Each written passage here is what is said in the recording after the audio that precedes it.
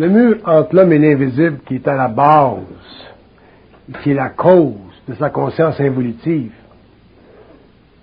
de sa conscience réflexive, il est dû au fait que il a un taux vibratoire au niveau du mental qui est trop bas. Le taux vibratoire du plan mental, de la conscience mentale de l'homme est trop bas.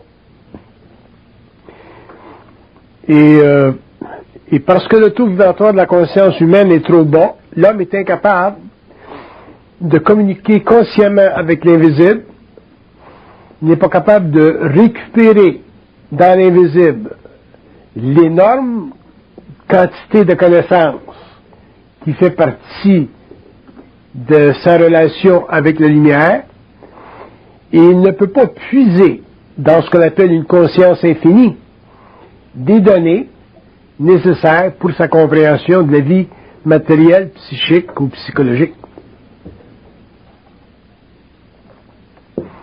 Et quand on parle d'évolution de conscience ou qu'on parle de développement d'une conscience évolutionnaire sur la Terre ou dans l'avenir, au cours des siècles à venir, on parle d'une conscience ou d'un développement chez l'homme qui va lui permettre finalement de développer un taux de vibration dans le mental suffisamment élevé pour pouvoir faire la connexion et passer de l'involution à l'évolution, c'est-à-dire à une capacité de conscience créative au lieu de simplement fixer sa conscience à l'intérieur des paramètres psychologiques qui appartiennent à la conscience de la race.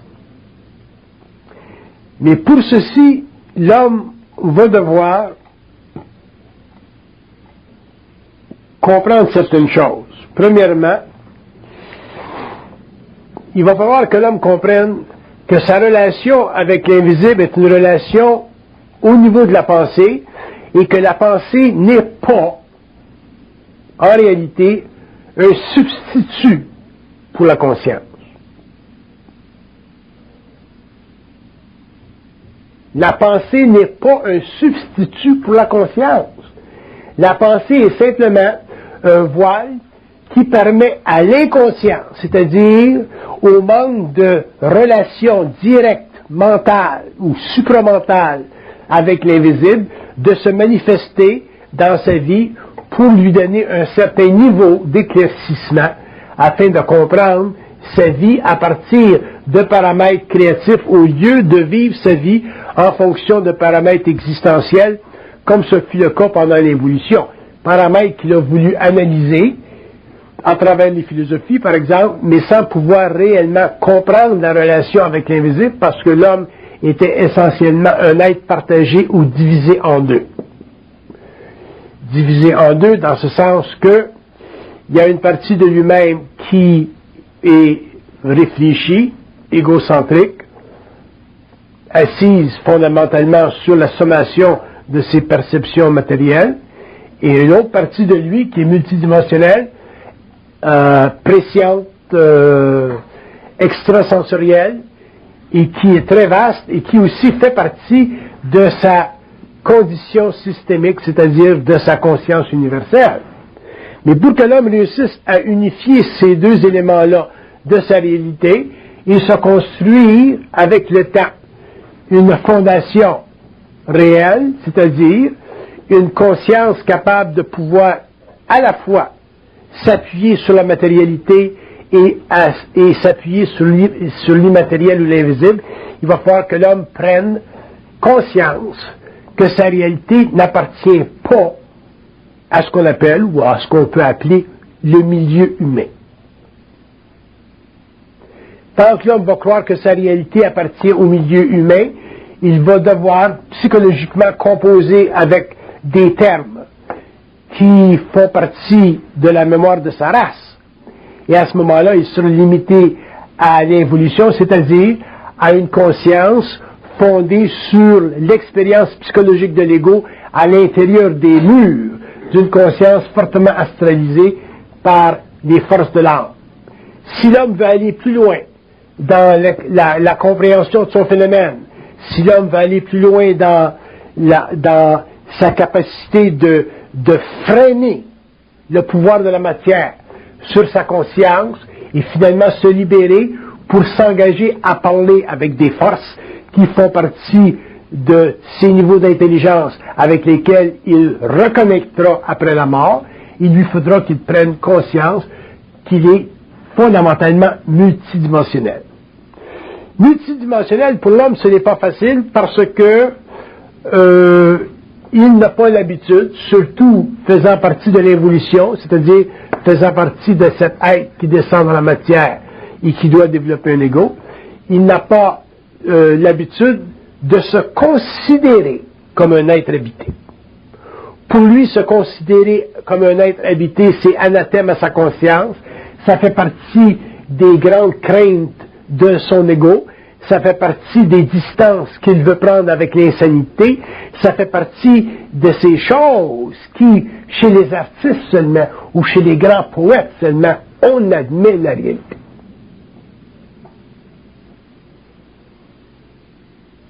On admet que les poètes, les peintres, les grands sensibles puissent toucher un peu, longer un peu les murs de l'inconnu, rassembler autour d'eux des ombres qui font partie de l'inconscient collectif ou qui font partie de ces mondes que la raison ne peut pas réellement structurer parce qu'ils sont instructurables, ils sont prépersonnels, ils sont irrationnels. Et l'homme va devoir faire ce mouvement un jour au cours de son évolution et lorsqu'il le fera, il prendra conscience de sa multidimensionnalité et finalement mettra un fin à ce que j'appelle la pensée résolue. La pensée résolue étant quoi?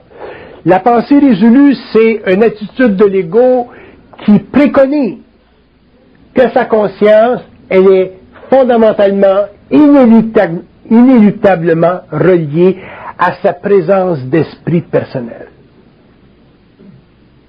L'ego, un jour, sera obligé de laisser aller un peu de ce poids pour alléger sa conscience et finalement aérer son esprit et prendre conscience et réaliser qu'effectivement, cette partie de lui qui est systémique, autrement dit, en dehors de la matérialité, est aussi réelle que sa partie sensorielle qui réfléchit sur la Terre, à l'intérieur d'un corps, des impressions accumulées et centralisées dans un cerveau qui en fait les analyses et qui en fait aussi la distribution sensorielle. Les philosophes, les psychologues, les gens qui pensent, et souvent les gens bien pensants, pendant l'évolution, ont essayé et ont tenté pendant des siècles de comprendre le phénomène humain et de mettre le doigt sur la nature fondamentale de l'homme, de sa conscience, de sa réalité, et ils n'ont jamais réussi à le faire, pour deux raisons. Premièrement, parce que ces gens-là pensent, et deuxièmement, parce qu'ils se refusaient, à ce stage-là de l'évolution, de préconiser que l'homme était un être habité. Et tant que l'homme n'aura pas la force intérieure, la force mentale, la force émotionnelle, le caractère psychique nécessaire pour lui permettre de poursuivre plus loin les mouvements de son esprit à travers la matière comme à travers les plans, l'homme ne pourra pas bénéficier de sa lumière intégralement, il ne pourra bénéficier que des reflets de cette lumière-là.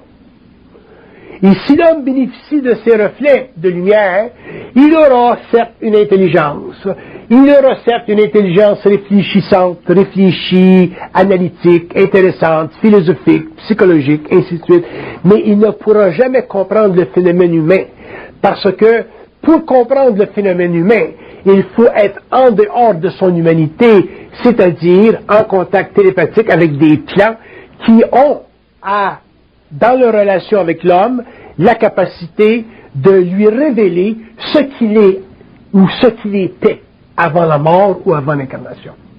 Pour que l'homme puisse se savoir à un moment donné dans son incarnation sur la terre, il faut qu'il puisse être en relation avec des niveaux d'intelligence, de conscience, qui savent lui prescrire l'information nécessaire pour se développer les architectures dont il aura besoin pour composer sur la terre, composer avec sa vie, et aussi composer avec l'histoire, c'est-à-dire savoir, comprendre ce qui est à l'origine de l'humanité, ce qui va vers la fin de l'humanité, et ce qui présentement fait partie de la nexus qui lie le passé et l'avenir. L'homme ne peut pas prétendre, ou ne peut pas prétendre qu'avec la méthode analytique, il va en arriver éventuellement à pouvoir comprendre le mystère de la vie. Ça, c'est simplement c'est une fantasmagorie, c'est une illusion,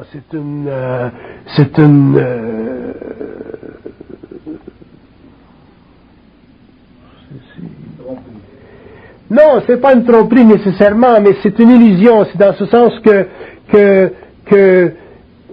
ce qu'on appelle la raison, sur le plan matériel, ce qu'on appelle la raison. Ou regardez, si je fais une lecture de la raison, qu'est-ce que la raison? Si on la regarde à partir des plans, regardez ce qu'ils disent. La raison est une façon à l'homme de comprendre ce qu'il peut comprendre seulement.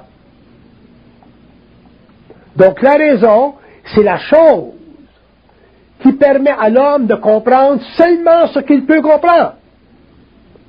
Donc il y a des choses dans la vie que l'homme peut comprendre. L'homme peut comprendre la matière. Il peut effectivement analyser la matière. Il peut comprendre jusqu'à un certain point l'histoire. Mais il ne peut pas comprendre des choses qui ne sont pas compréhensibles par la raison parce que ces choses, pour être saisies, doivent être saisies à un niveau prépersonnel. Au niveau prépersonnel, je vous donne un exemple. Je ne veux pas entrer dans cette étude-là aujourd'hui parce que je ne veux pas parler de politique. Mais on regarde ce qui se passe dans le monde aujourd'hui. On regarde le conflit entre les Américains, l'opinion mondiale, l'Europe, ainsi de suite. Mais pour réellement comprendre la politique d'aujourd'hui, pour réellement comprendre ce qui se passe dans le monde aujourd'hui, il faut réellement aller sur des plans qui sont très personnels et demander à ces plans quelle est la fonction de l'Amérique dans le monde. Quelle est la fonction des Nations Unies dans le monde? Combien de temps, combien de générations seront nécessaires avant que les Nations Unies deviennent des nations réellement unies dans le monde pour former un gouvernement mondial? Ainsi de suite, ainsi de suite. Autrement dit, l'homme doit se laisser aller, doit pouvoir aller sur des plans qui sont préconscients, qui ne font pas partie de son humanité, qui ne font pas partie de sa mémoire, de ses habitudes de pensée ou de ses propres fantasmagories, pour savoir et comprendre qu'est-ce que réserve à l'humanité le futur et quel est le rôle aujourd'hui de l'Amérique. Quel est la fonction d'un homme normal, le président Bush? Quel est son rôle? Que lui-même ne comprend pas. Ça ne veut pas dire qu'il n'est pas intelligent, mais que lui-même ne comprend pas comme nous-mêmes, nous ne comprenons pas, parce que nous ne comprenons pas le phénomène de l'histoire, parce que, comme disait Hegel, nous n'avons pas la conscience de l'esprit du monde.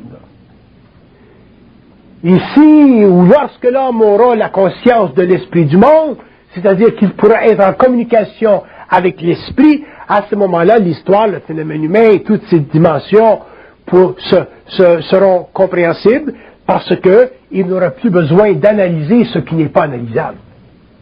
Et c'est ça le problème de l'homme.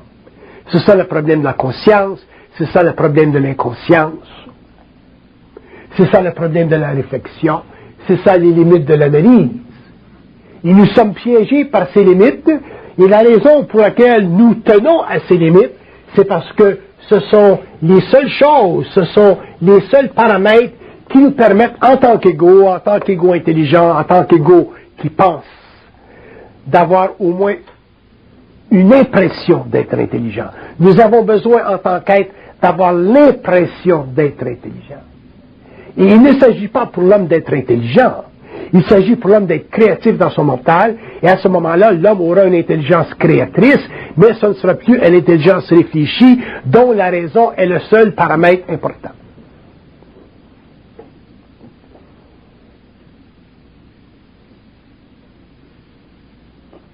Oui.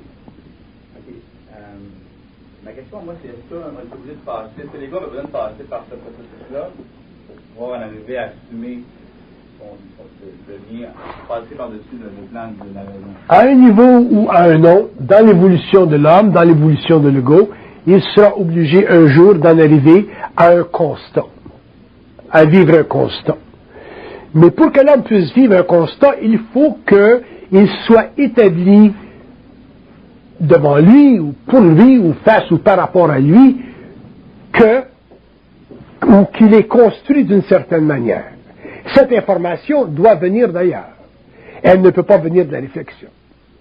Donc, si aujourd'hui, à la fin du XXe siècle, l'homme reçoit de l'information concernant la structure de son mental, concernant la structure ou l'origine de la pensée, à ce moment-là, étant informé, il pourra, avec le temps, en arriver à prendre conscience à l'intérieur de lui-même qu'il y a des moments dans la vie, dans la journée, il y a des moments qui sont des moments où la lumière passe en lui.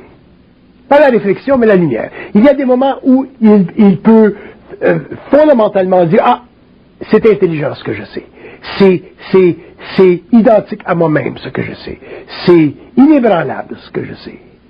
Ce n'est pas fond. Il n'y a pas de doute qui puisse détruire ça. » Alors, avec le temps, l'homme s'habituera à ces éclairs de conscience, à cette lumière qui passe, et tous les hommes en ont au cours de leur vie, mais ils n'ont pas la chance de la ressentir ou de la voir parce qu'on ne leur a pas dit qu'il est multidimensionnel. On ne leur a pas dit qu'il est naturellement intelligent. On ne leur a pas dit qu'il a accès à des niveaux de conscience ou d'intelligence qui vont au-delà de la normalité. De temps à autre, des gens viennent à nous et disent « Ah, ben moi, surtout quand on a des conversations un peu plus éclairées, on a des professionnels qui vont nous dire « Ah, ben c'est vrai, moi j'ai eu des expériences dans ma vie comme ça. J'ai vécu telle chose, j'ai vécu telle chose. » Mais les hommes ont été tellement malmenés par la raison, ils ont été tellement malmenés par les autres hommes, ils ont été tellement malmenés par l'orgueil intellectuel des hommes que aujourd'hui vous avez des êtres qui ont senti des choses au cours de leur vie, mais qui n'ont jamais eu le support extérieur pour leur laisser savoir que ce qu'ils savaient, ce qu'ils disaient, c'était cela. Et l'homme va devoir apprendre, l'homme va devoir, au cours de son développement, apprendre à supporter ce qu'il sait. Et ce n'est pas facile de savoir ce que l'on sait quand on est seul. Et je reviens simplement à l'expérience de Bush. Imaginez-vous que le type, il est seul à la Maison-Blanche, avec ses aides. Il a toute l'opinion mondiale contre lui. Il a la France, la Russie, l'Allemagne, la Chine contre lui. Imaginez-vous la pression. Alors, si ce type-là a les couilles pour supporter sa conviction avec la grande honnêteté mentale ou émotionnelle d'un homme spirituel, imaginez-vous la force et le support occulte qu'il a, cet homme, pour passer à travers ce qu'on va vivre. Alors, il y a des choses dans la vie il y a des expériences dans la vie où l'homme sera obligé d'apprendre à être seul. Et on n'est pas habitué à être seul. On n'a pas appris à être seul. On veut toujours que les autres nous aident. On veut toujours que les autres nous supportent dans nos dialectiques, dans nos expressions, dans nos revendications. On a besoin, on vient de la masse et on a besoin de la conscience de la masse. Mais être seul, c'est très dur. C'est très difficile. Parce que quand on est seul et qu'on n'a plus l'appui extérieur, à ce moment-là, on risque de sombrer dans la folie. On a peur de sombrer dans la folie. Et c'est pour ça qu'à un certain moment donné, l'homme, ayant la capacité, la force intérieure d'être seul, de supporter seul, s'apparaîtra qu'il n'est pas seul. On n'est jamais seul. Ça n'existe pas un homme seul. Un homme rationnel, seul. Parce qu'il pense que c'est lui qui pense. Mais un homme conscient, ce n'est jamais seul.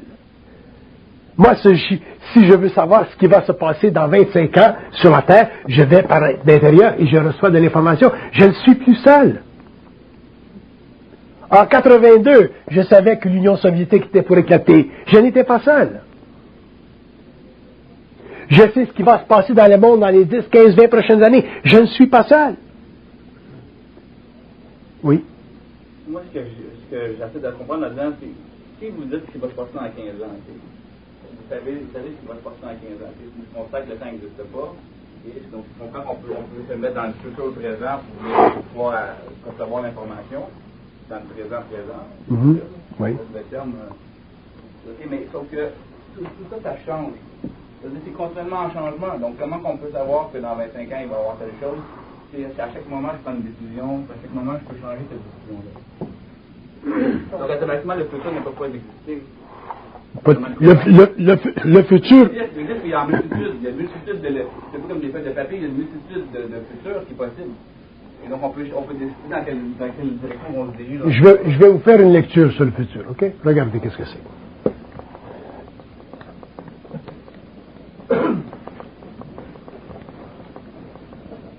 Le futur, c'est l'assemblage d'architecture mentale sur des plans très très avancés qui permettent dans le temps, selon la nécessité, d'éclairer l'homme selon ce qu'il a besoin de faire.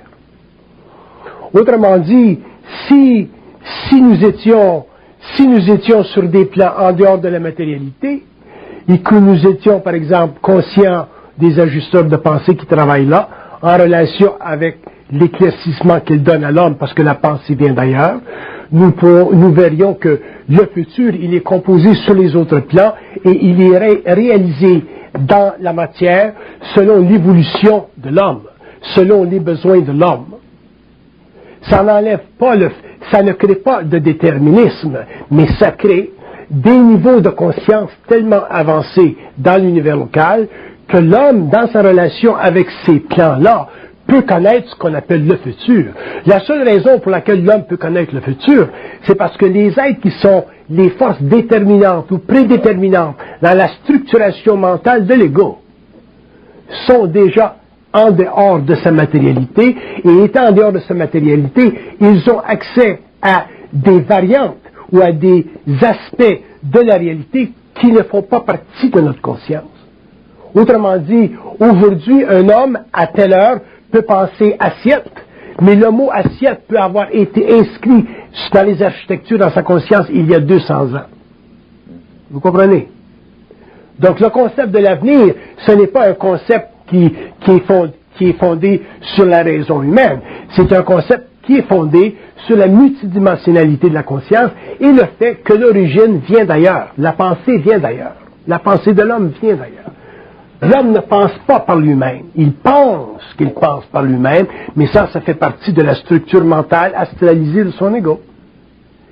Donc, c'est ce qui crée l'évolution, c'est ce qui crée sa capacité de penser, et ça fut nécessaire pendant l'évolution que l'homme puisse penser que c'était lui qui pense. Mais dans l'évolution, l'homme va réaliser un autre aspect de son développement. Il va développer une conscience télépathique, et cette conscience télépathique-là va finalement ouvrir le voile, ou briser le voile, entre lui en tant qu'ego et lui en tant que principe systémique. Et à ce moment-là, l'homme n'aura plus de problème avec l'avenir. Il n'aura plus de problème avec le présent et il n'aura plus de problème avec le passé, parce que le présent, le passé et l'avenir font partie d'un axe universel qui soutient sa conscience en relation avec les plans. En ce moment, on est en décalage. On n'est pas simplement en décalage, on est en déphasage. On est déphasé parce que on n'a pas l'habilité de pouvoir communiquer avec la source. Il nous manque dans notre conscience une dimension de nous-mêmes. Et cette dimension de nous, c'est une dimension systémique. C'est le double, c'est l'ajusteur de pensée, c'est le principe universel. Donnez-lui le nom que vous voulez, c'est sans importance. Mais nous avons besoin de cette dimension. Et cette dimension que nous n'avons pas eue pendant l'évolution, parce que nous devions développer une conscience de l'ego, nous retrouverons cette dimension parce que l'homme doit retourner à la source. Ça fait partie de son évolution. Mais dans le phénomène, ou dans le fait qu'il doit retourner à la source, ou le phénomène de retourner à la source, veut dire quoi? Ce n'est pas un retour spirituel. Parce que la conscience spirituelle de l'ego, c'est simplement une mise en théâtre d'un mensonge cosmique énorme. L'homme doit devenir simplement intelligent, c'est-à-dire comprendre les mystères. Si l'homme n'est pas capable de comprendre les mystères, c'est parce qu'il ne bénéficie pas de télépathie. Parce que les mystères, ça n'existe pas. Ça n'existe pas. Donc la raison ne peut pas comprendre les mystères parce que la raison admet qu'ils existent, mais en fait, les mystères n'existent pas parce qu'une fois que l'homme devient prescient, autrement dit, qu'il est en télépathie avec le plan mental, on lui donne la réponse qu'il a besoin selon son travail, sa vie, sa conscience, son état d'esprit. Donc les mystères n'existent pas. Alors, il va falloir que l'homme un jour se débarrasse de ces notions qui font partie de l'évolution et qui retardent son mental parce que ce sont des magnitudes systémiques très puissantes qui l'empêchent en tant qu'ego de pouvoir élargir, étendre l'enveloppe de sa conscience. Et ça, cette enveloppe de sa conscience, il doit pouvoir le faire par lui-même. Il ne peut pas demander à un autre.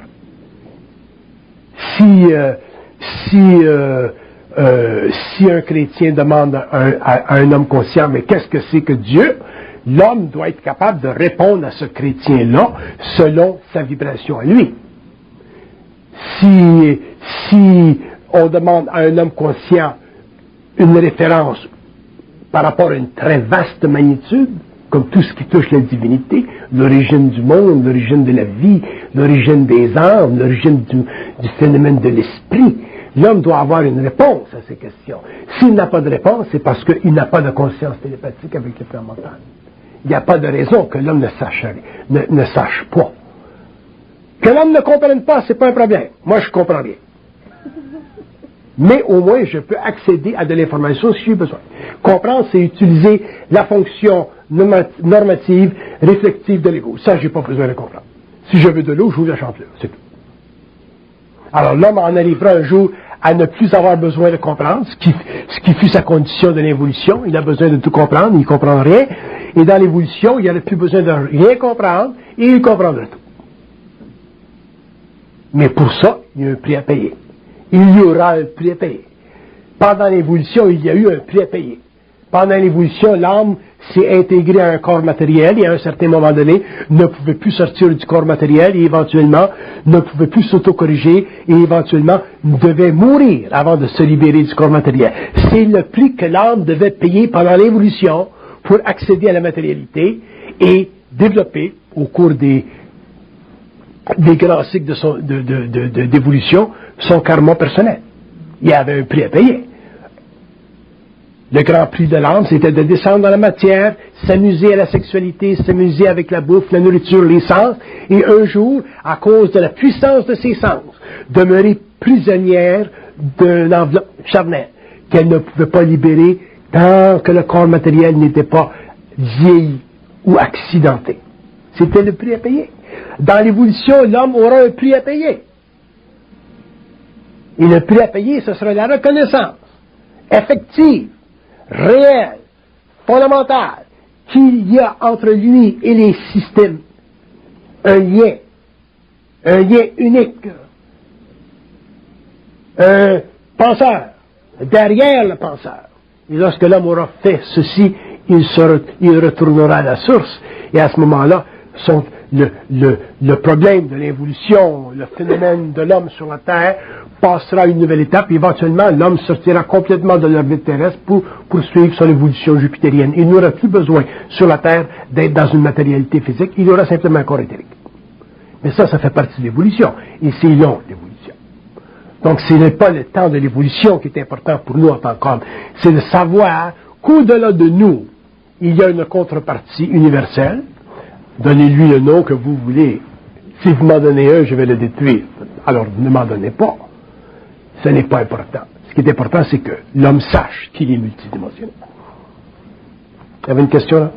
Est-ce que c'est le penseur ou le double qui vient entrer en communication avec nous, c'est nous autres qui allons vers lui? C'est toujours...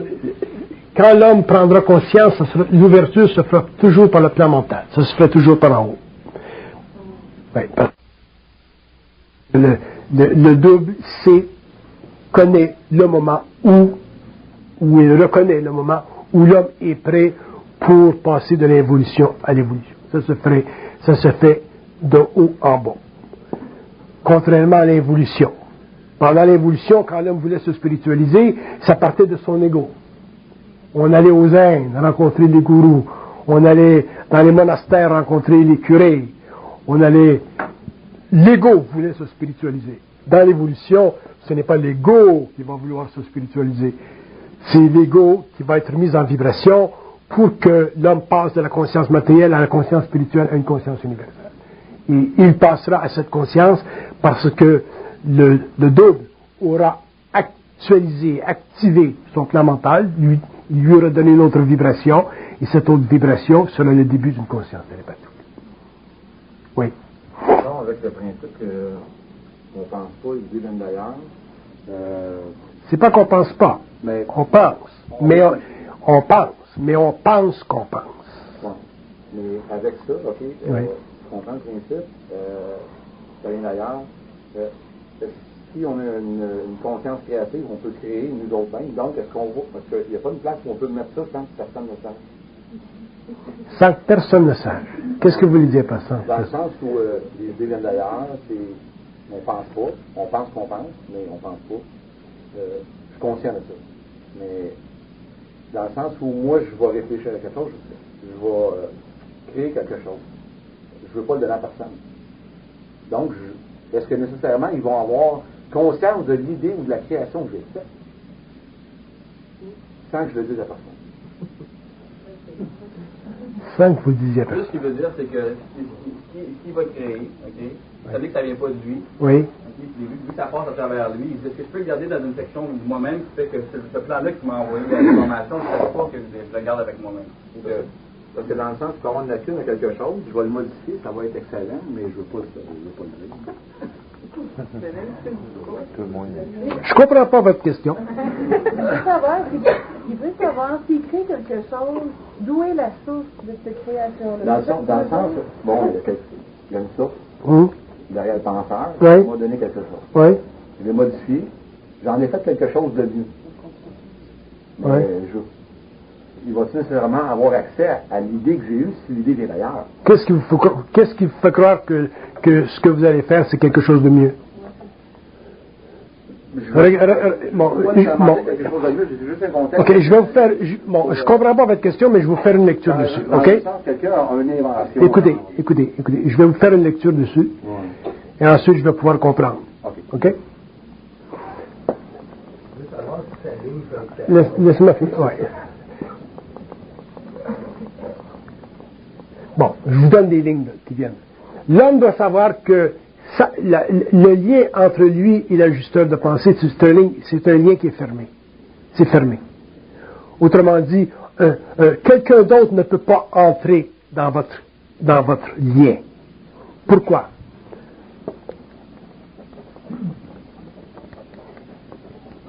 Parce qu'ils disent qu'un lien universel, ce n'est pas un lien karmique. Donc, ce n'est pas un lien d'expérience. Donc, c'est un lien qui est parfait en soi et qui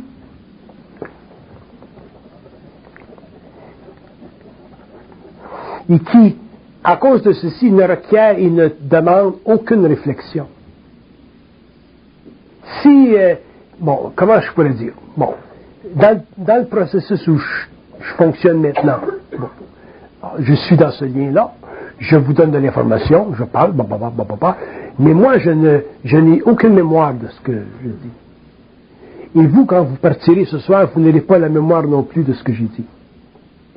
Pourquoi? Parce que le lien a un taux de vibration qui ne peut pas appartenir à l'ego.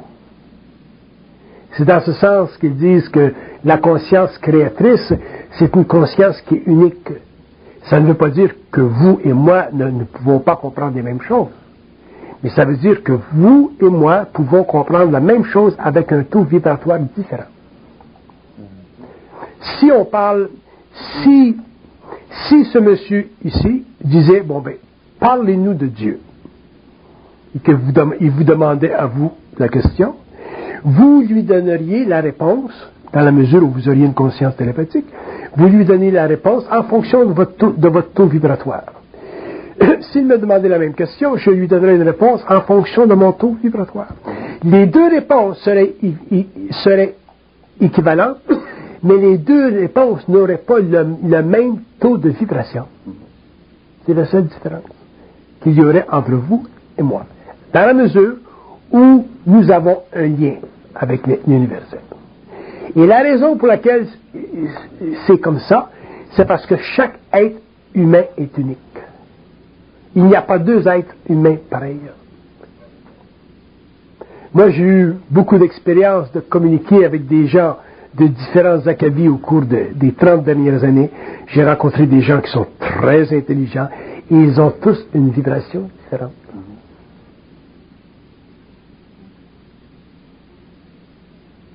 C'est pour ça que, pour le plan mental, à partir du plan mental, la vérité, ça n'existe pas.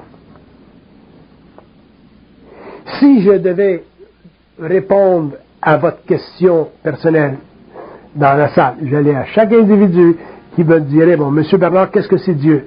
Je serais obligé par vibration de lui donner une réponse à lui selon ce qu'il a besoin de comprendre, à elle selon ce qu'elle a besoin de comprendre, et à elle selon ce qu'elle a besoin de comprendre. Et c'est ça la beauté de la conscience créative. Alors, donc, il n'y a pas de vérité. Alors que si j'étais dans la réflexion, je vous donnerais toute la même réponse. Vous comprenez? Alors, la conscience créative, autrement dit, la conscience qui est née d'un lien avec l'invisible est toujours unique à l'individu. Et l'individu ne peut jamais être déchargé de cette vibration. Parce que personne dans l'invisible ne peut changer votre relation avec la justeur de pensée. Bon, si on va plus loin dans cette définition du phénomène humain au niveau de la préscience, on dira un jour, un homme qui est en fusion de conscience ne peut pas être manipulé même dans l'invisible. Il ne peut pas être manipulé. Parce que ce qu'il est, ce n'est plus ce qu'il sait qui compte, c'est ce qu'il est. Moi, je sais qui je suis, mais je ne sais pas ce que je sais. Pour que je sache ce que je sais, il faut que je parle. Si je ne parle pas, je suis totalement sans dessein. Mais si je parle, je commence à fonctionner. Donc, je sais ce que je suis, mais je ne sais pas ce que je sais. Et quand je sais ce que je sais parce que je parle, je n'ai pas besoin de comprendre ce que je sais, parce que je n'ai pas besoin de la réflexion pour donner de mesure à mon ego. Vous comprenez? C'est un peu comme ça. Moi, c'est juste une question.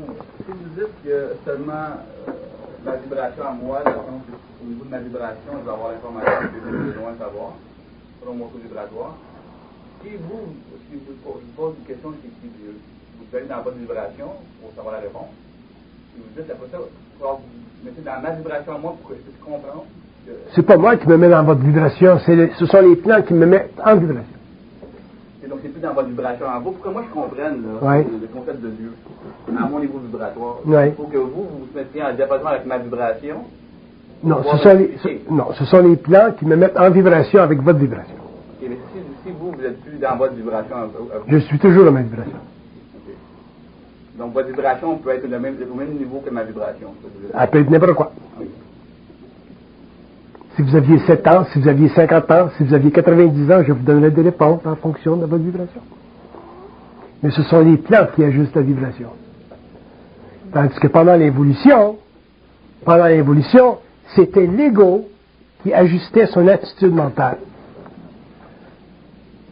Donc, si j'étais dans mon ego, au niveau de l'attitude mentale, et que vous auriez 7 ans, ou que vous auriez 40 ans, ou que vous auriez 90 ans, je ne pourrais pas ajuster ce que j'ai à dire en fonction de votre état personnel, parce que l'ego n'est pas capable de s'ajuster lui-même. Il faut que ça soit fait à partir du plan mental. À ce moment-là, tout est facile. Tu peux parler à un individu qui a 7 ans, tu peux parler à un individu qui a 40 ans, tu peux parler à un individu qui a 90 ans, et tu vas toujours amener vers cet individu l'information que lui a besoin, en fonction de sa vibration, pour ne pas troubler son esprit.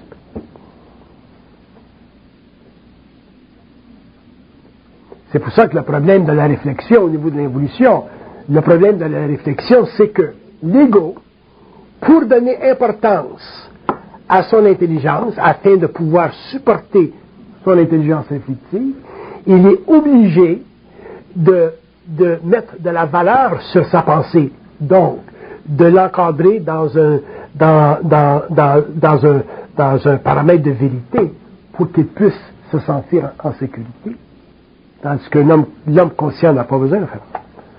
Donc la vérité, pour lui, ça n'existe pas, parce que comme vous disiez tout à l'heure, tout est en changement.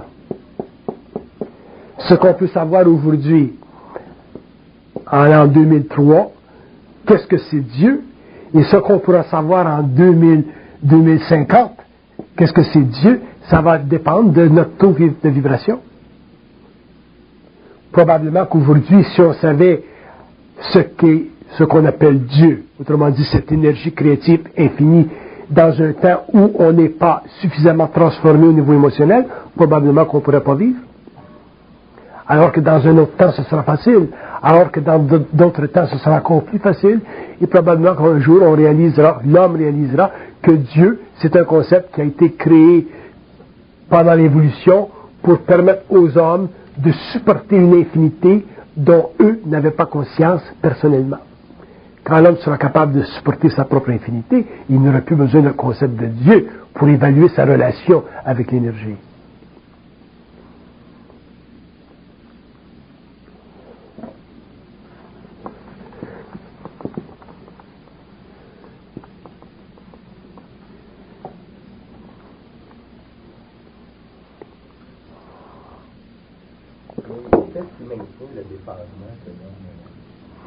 Ce qui maintient le déphasement, ce sont les forces de l'âme qui font partie de sa structure psychique, et aussi c'est dû au fait que l'homme est très très lié à la mémoire de la race. L'être humain, que vous soyez chinois, allemand, français, je ne sais pas, l'être humain est très très lié à la mémoire de la race. Et cette mémoire de race, qui fait partie de notre conscience, qui fait partie de notre inconscience, est la substance qui nous permet en tant qu'ego de pouvoir bien réfléchir. Mais lorsque l'homme commence à perdre contact avec les mémoires de la race, il commence à s'apercevoir qu'il n'a plus la capacité de bien réfléchir. Et c'est à ce moment-là, souvent, s'il n'a pas été bien avisé, qu'il a l'impression de perdre son esprit. Ce qui est une illusion, mais quand même une grande crainte au niveau de l'ego.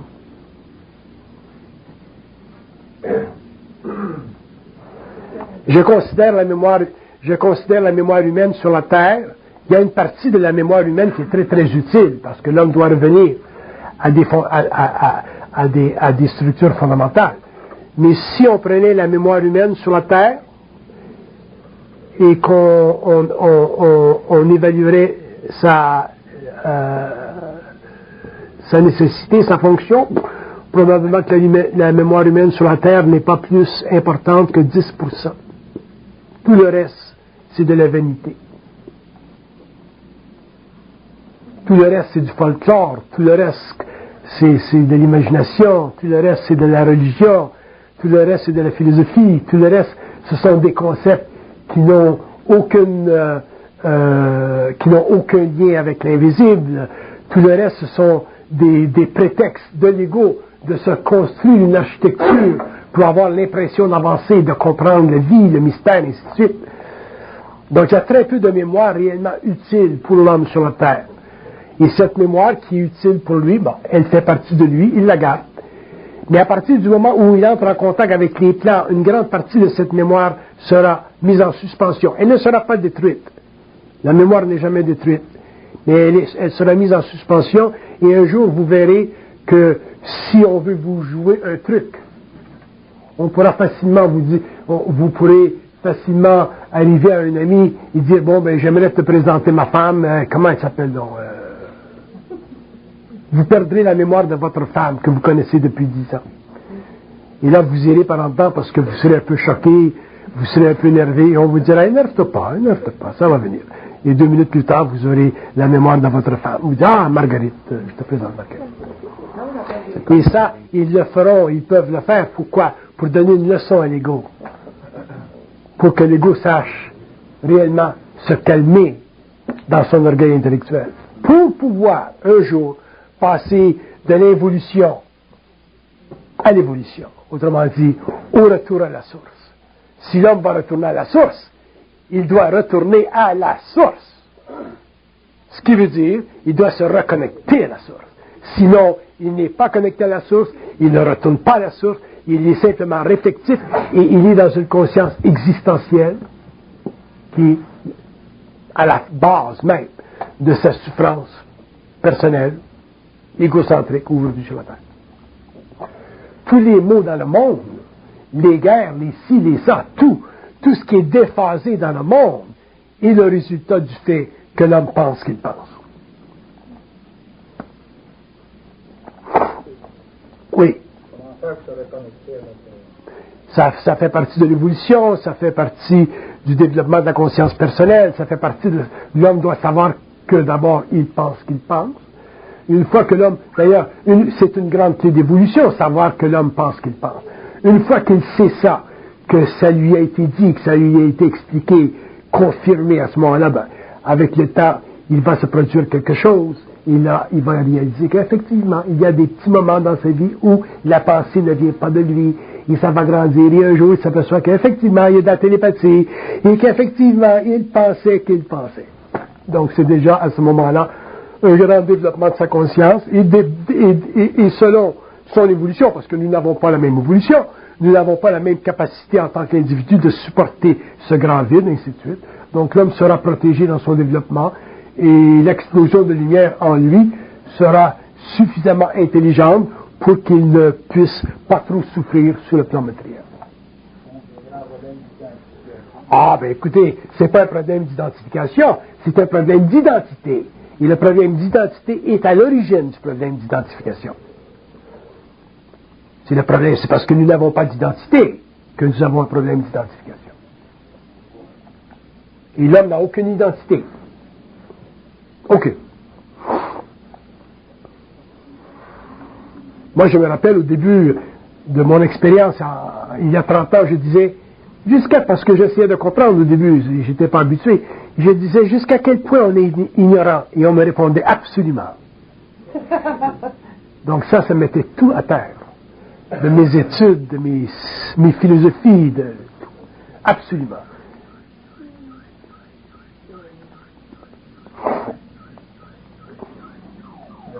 Regardez ce que nous faisons en science aujourd'hui. Nous avons poussé l'analyse à un point tel que nous sommes disconnectés des forces vitales qui touchent à la matérialité.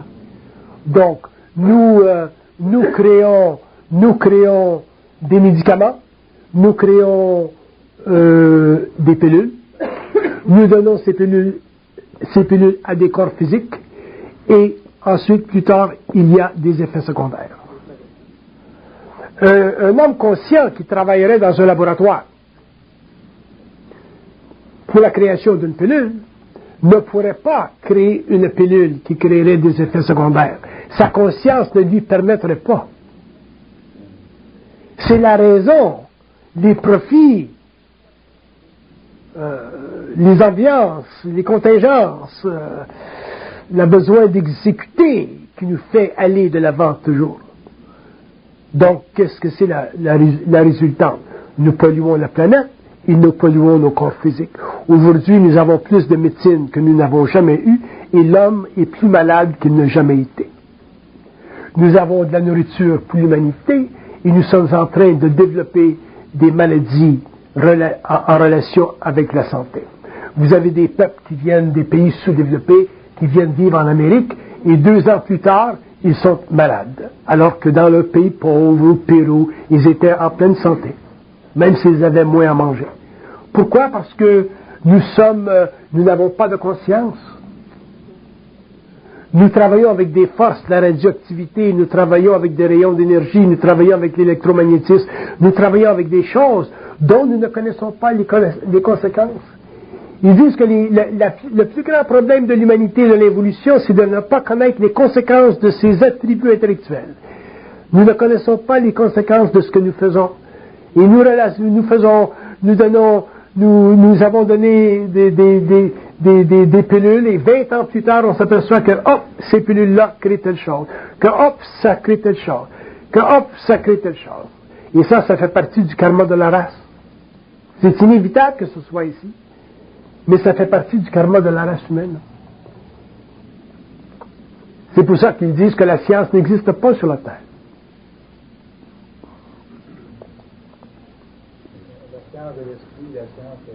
La science, qu'est-ce que c'est la science pour eux? La science, qu'est-ce que c'est pour eux la science?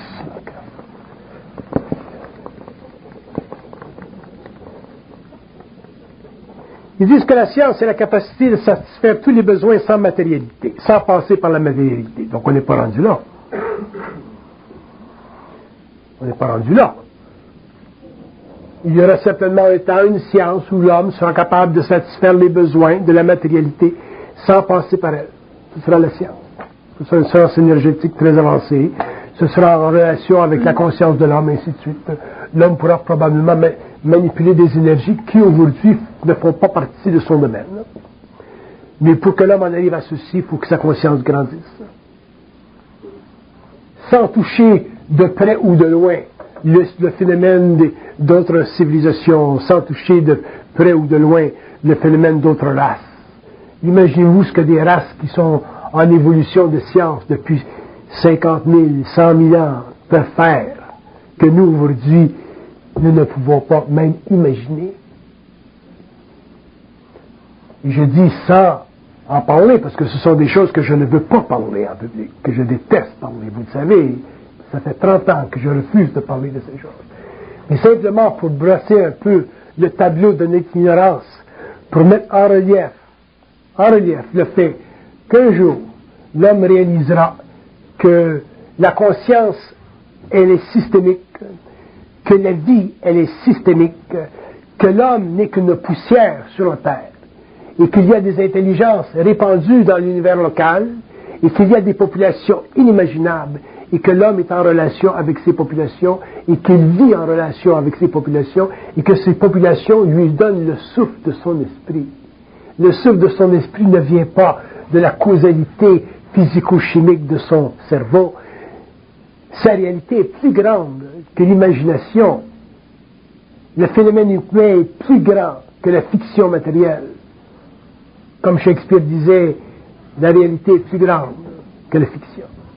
Et quand l'homme aura une communication télépathique avec l'ajusteur de pensée, il commencera simplement à gratter un peu cette surface. Un peu cette surface. Un peu. Parce que l'homme réalisera un jour que la vie, ce n'est pas sur le plan matériel. La vie sur le plan matériel, c'est le résultat d'une convention systémique qui a voulu que les âmes s'incarnent pour qu'il y ait séparation spatio-temporelle entre l'esprit et sa création. C'est la raison pour laquelle l'homme est sur la terre. Une fois que cette séparation systémique est suffisamment avancée, l'homme sera obligé de retourner à la source. Et retournant à la source, éventuellement, le besoin de s'incarner dans la matière cessera, l'évolution jupitérienne sera commencée, et l'homme entrera dans sa deuxième fondation. Nous ne sommes aujourd'hui que dans la première fondation. Comment pouvons-nous, en tant qu'être intelligent, ne pas s'imaginer, si vous voulez, même si on parle de l'imagination, s'imaginer que nous faisons un peu de la science depuis 100 ans. Révolution industrielle, Silicon Valley, regardez ce que nous avons fait. Nous avons eu la chance, le temps d'envoyer un homme à la Lune. Nous avons présentement des problèmes avec la propulsion matérielle, la propulsion des engins. Nous ne sommes pas capables d'aller très loin. Mais un jour, il y aura des brisures. Nous avons brisé le son. Il y aura un jour la brisure de la lumière. Quand l'homme franchira le mur de la lumière, l'homme se promènera dans l'univers local. L'homme rencontrera d'autres civilisations qui sont sur un autre taux de vibration qu'il ne peut pas voir parce que pour lui, à sa vision, ils sont invisibles, alors qu'ils sont très très présents là. C'est sans importance. Vous ne m'aurez jamais à parler de ces choses. Même si c'est en vibration avec ce que vous êtes. Pardon? C'est-à-dire que vous pouvez refuser une information qui est en vibration avec ce que vous êtes, vous refusez de l'utiliser. Oui, parce que ça fait partie de ma vibration de ne pas le parler. Ça fait partie de mes vibrations. Moi, je peux en parler. Vous êtes libre. Vous avez plus de liberté que moi. Parce qu'il y a la modèle protégée qui parle justement de l'utilisation sur la planète ici, qui tire une grosse fréquence plus élevée, donc on la voit pas. Mais c'est normal, c'est comme le cri des sifflets qu'on n'entend pas. Bien sûr. Mais ça, c'est votre affaire à vous. C'est pas la mienne. Parce que moi, je ne peux pas croire à rien. Vous savez. Ouais, je peux savoir, mais je ne peux pas croire. Donc, j'ai pas le plaisir de savoir ce que je sais. Parce que vous pouvez avoir le plaisir de savoir ce que vous savez.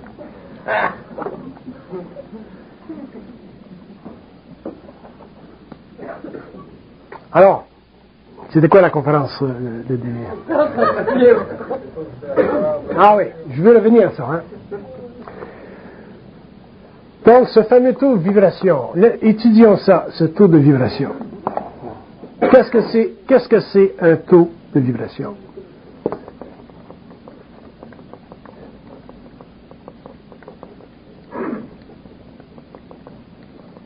Il dit, c'est une façon pour nous de manipuler votre mental pour que vous puissiez avoir conscience de nous. C'est intéressant, ça. Ça, c'est un taux vibratoire. Quand un homme a conscience des plans, il a conscience de son taux vibratoire, c'est très physique, c'est très réel, c'est physique. Et ce taux vibratoire, il est la mesure de la manipulation de l'ajusteur de pensée du corps mental de l'homme. Pourquoi il est si important ce taux de vibration? Parce qu'ils disent il est unique à soi. Il n'y a pas deux hommes qui ont le même taux de vibration. Il est unique à soi. Et ce caractère unique du taux vibratoire permet à l'homme d'avoir une identité irréductible. Identité irréductible, ça veut dire qu'un homme qui a un taux de vibration unique à lui-même et qui est intégré, qui a intégré ce taux de vibration, ne peut plus être influencé.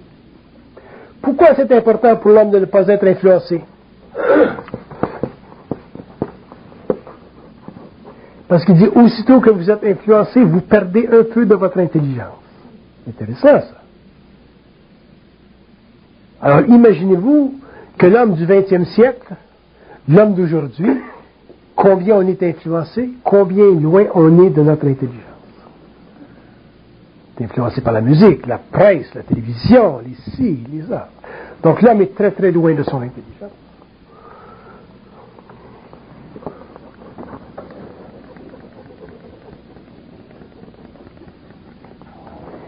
Et ils disent que pour que l'homme puisse en arriver à bénéficier de son taux de vibration, il faut qu'il en arrive avec le temps, petit à petit, au cours de son développement, à ne plus pouvoir croire. Croire, c'est la maladie de l'homme. C'est la maladie de l'intellect. C'est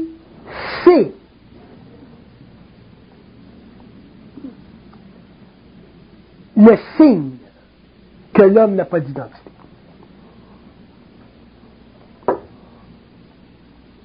Savoir, c'est une chose. Tous les hommes peuvent savoir la même chose. Pas de problème. Alors, quand les hommes savent la même chose, pas de problème. Il n'y a aucune domination. Mais aussitôt que l'homme croit, il y a de la domination. Il croit le maître, il croit le curé, il croit le prophète, il croit l'extraterrestre, il croit. À partir du moment où l'homme croit, il perd son identité, il perd son intelligence.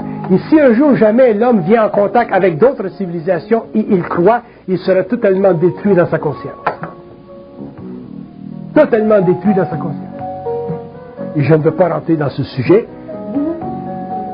mais je peux vous dire une chose, que croire, c'est ce qu'il y a de plus dedans, c'est le plus grand danger de l'humanité à venir. Croire.